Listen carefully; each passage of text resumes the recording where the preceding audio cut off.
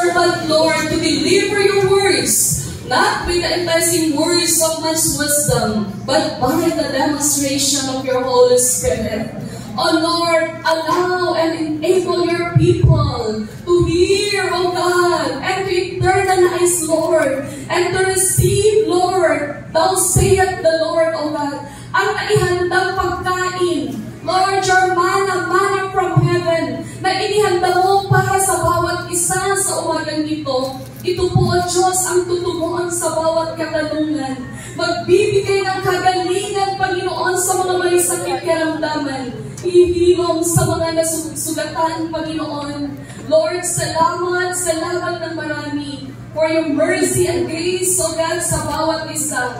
Let your name be glorified, be magnified, and be exalted as we dedicate to you this anniversary of J.I.L. Lalo Cagayan. To you all the praises, glory. In Jesus' mighty name, peace we pray. Everybody say and shout, Amen and Amen.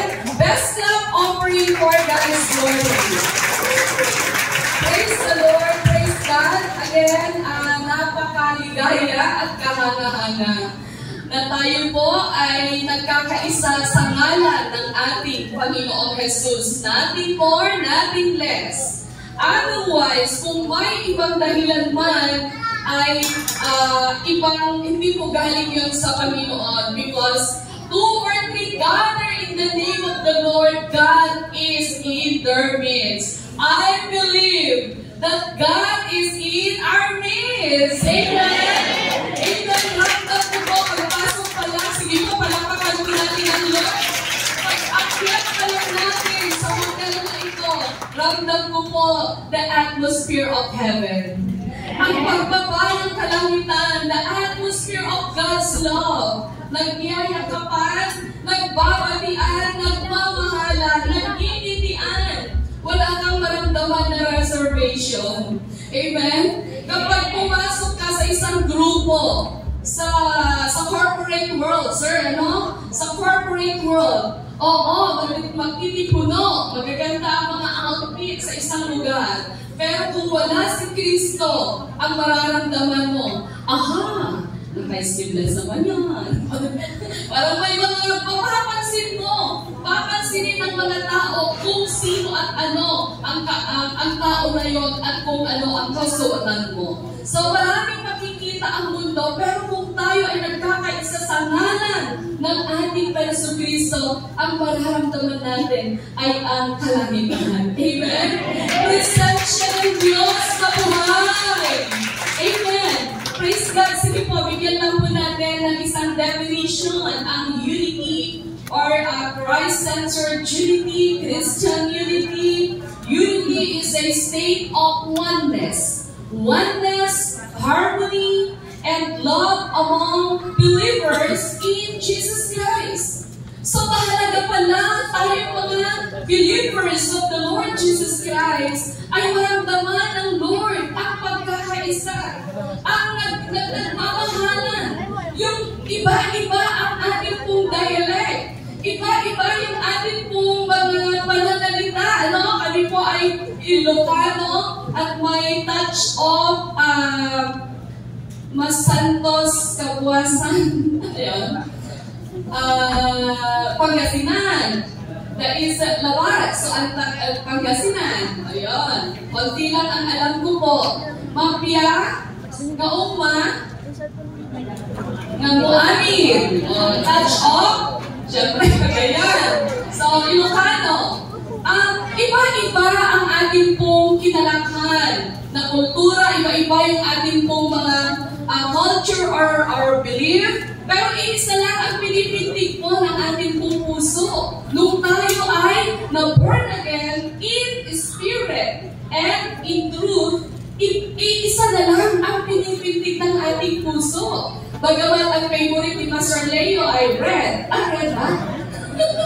You hate red? Si Sir ay printed na damit. Sir Luther, si Ate Ed ay blue.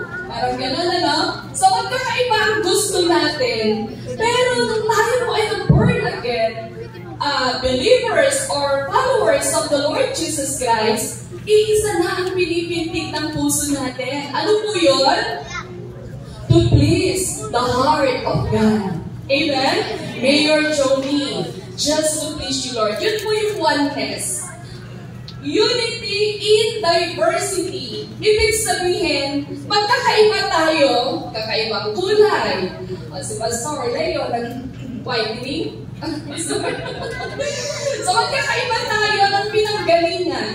Magkakaibang level ang ating pong mga pananaw or pananampalataya, pero iisa lang ang pinipindig. Oneness. Oneness and harmony among or love among believers of the Lord Jesus Christ, in the Lord Jesus Christ. Some biblical concept po, some lang po ito, tatlo lang siya, of unbreakable unity. Ang nais at panawagan ng Diyos sa lahat ng mga hindi po sama, kundi sa lahat ng mga mananampalataya ng ating Panginoon. Ang gusto niya ay magkaroon tayo ng unbreakable. Hindi siya pwedeng baliin, hindi pwedeng magkawatak-watak or disunity or divided. Kundi magkaroon po tayo ng unbreakable. Sabihin po natin, unbreakable unity. Unbreakable unity. Dapat sabay-sabay. Okay, sabihin po natin, unbreakable unity. Unbreakable unity. Amen. Ibig sabihin, sa biblical concept is, ito daw po yung sustained. Unbreakable unity is sustained through the Holy Spirit and should be characterized by love, God's love, and peace that passes all understanding. Na-identify ang isang grupo or church na meron po silang unbreakable unity. Nagkakaisa ang kanilang puso dahil iisa ang espiritu na kumikilos sa kanila. Kaya kapag may sinabi ang pastor, okay church, tayo po ay merong programa. Meron tayong EOR5. We're gonna celebrate our anniversary, pero meron tayong counterpart na ganito ang sinasabi ng Lord through our leadership. As we celebrate our anniversary, magkakaroon tayo ng EOR5. Pastor, ano po yung EOR5? Can you count me in? EOR5, each one reach 5. Pastor, pwede ba mag-commit po ako ng 5? Alam niyo po yun, hindi madaling gawin dahil unbreakable unity na ito produced by the Holy Spirit, hindi po galing sa tao, hindi po galing sa idea lang ni Pastor Alex, hindi po sa galing lang or kaisipan lang ng ating Bishop Brother Eddie, kundi ito po ay galing mula sa Diyos, ibinuhos, ibinigay, ipinadala ng Diyos through the power of the Holy Spirit sa kanilang puso at siya naman po natin kinakaskit. Kaya sabi niya, sustained through the Holy Spirit and characterized by God's love. Kaya nga kapag nagkakaisa ang isang grupo or church, may nasasaktan, may love mo ang Lord, pero ramdam mo kung ang iyong kapwa ay nalulungkot. Lord, gamitin mo akong maging kagalakan sa Kanya. Lord, ramdam mo na ang kapatid na yon ay may problema sa asawa. Lord, gamitin mo ako. So, iisa yung direction. Iisa yung cadence. Parang yung nagsasagwan, alam niyo po ba, magtatagumpay, makakapunta kayo sila sa yung island na pupuntahan ko natin sa Halayan! Magkaganon ba tayo? Hindi. Okay. Kung may against sa kanila, yung pagsasagwan, mabilis kaya silang makakapunta sa kanilang paroroonan? Hindi. Kaya tayo po, napakaganda ang kilos at galaw ng banal na Espiritu in this last day of last days sa kanyang mga churches. Because this church, the real soul owner of this church is the Lord Jesus Christ. Kaya may panawagan ang Diyos. Ibinabako niya ang call na ito sa ating po mga leaders. Ang revelation truth na ito sa ating mga leaders na dapat magkaisa ang ating puso. Iisang hangarin ng paglalakyan lamang ang puso ng Diyos. Because this church is not man pleaser. We are God pleaser. That's why, baka naman, beka naman, parang ang dami gano'n ha, natatakot akong tumayo, baka naman magkamali ako. Alam niyo po, God has not given us the spirit of fear, but of love, power, and sound mind. Yung power na yun is the power of the Holy Spirit. He enable you to serve Him excellently. Amen? Kaya yung step in faith na ibinababa sa atin, hindi mo alam what to do and how to start, pero may pananampalataya ka sa Diyos. God, ako ay makikiisa sa pangitain na ito. Help me, Lord, to do this task. Pag-step in faith ka, papakapan ka ng banal na Espiritu. Amen? Palakpakan po natin ang Lord.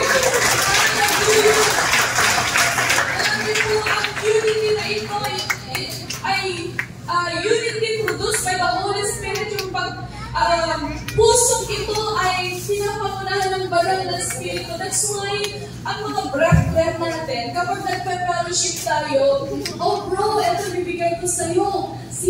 Conviction ng Holy Spirit. Alam niyo po, may bumisita sa church sa Rojas. Sobrang blessed na blessed tayo. Pero sabi ng Holy Spirit, anak, punta ka sa taas. Ay, si Bel pala, nandiyan pala si Bel. Ihanda mo ito. Alam niyo po, binibigay namin kasi sobrang blessed kami. And this amount is not enough to nakatapatan yung ginawa ng Holy Spirit that time. But sabi ng Holy Spirit, anak, ibigay mo to. Alam niyo po, ayaw talagang tanggapin. Pero, Pastor, lahat niyo po ba ang Diyos para kami pagpalain? Ay, hindi. Kasi nung una, ayaw po yan tanggapin. Highly convictional. Kapag meron po tayong unbreakable unity, sustained by the Holy Spirit, and characterized by God's love, alam niyo po, madi-discern mo kaagad yung magpapakianod ka sa sasabihin ng Holy Spirit sa iyo.